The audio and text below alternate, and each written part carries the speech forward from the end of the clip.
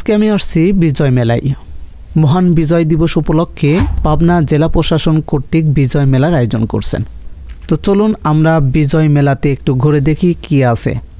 সর্বপ্রথম এই গেটটা মোটামুটি সুন্দরই করছে। এরপরে আমরা ঢুকে গেলাম। বিভিন্ন স্টল আশেপাশে রাখা আছে, বিভিন্ন দ্রব্যাদি এখানে বিক্রি হচ্ছে। এখানে হরেক রকমের জিনিস পাওয়া যাচ্ছে, ফুড থেকে শুরু করে বিভিন্ন ধরনের পোশাক। তো ভাইয়ের সাথে পূর্ব পরিচিত ভাইয়ের সাথে কিছু কথাবার্তা বললাম, ভালো লাগলো। এরপরে চলে গেলাম পাশে একটা দোকান দেখলাম যেখানে বিভিন্ন পাটের জিনিস দিয়ে পাট দিয়ে বিভিন্ন জিনিস তৈরি করছে।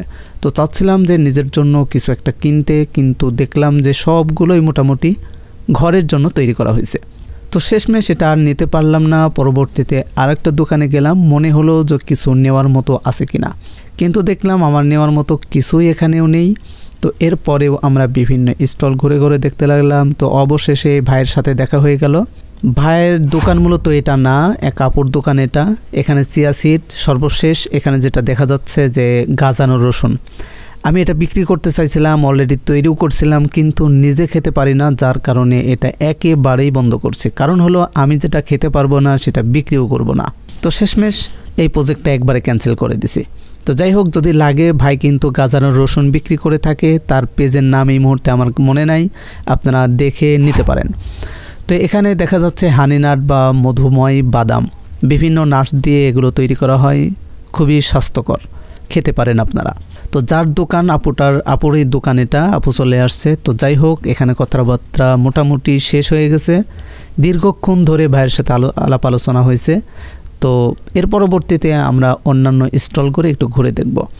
তো এখানে বিভিন্ন মেয়েদের হচ্ছে কাপড় চোপড় রাখা আছে। তো আমরা আরও সামনে গেলাম। সামনে যাওয়ার পরে চিন্তা করলাম যে একটা হচ্ছে মধু ওঠানোর জন্য একটা চামচ কিনবো। অনেক স্টল ঘুরে এই জিনিসটা পেলাম না। তো সর্বশেষে ভাইয়ের কাছে আসলাম যে হয়তো এই ভাইয়ের কাছে পেলেও পাইতে পারি।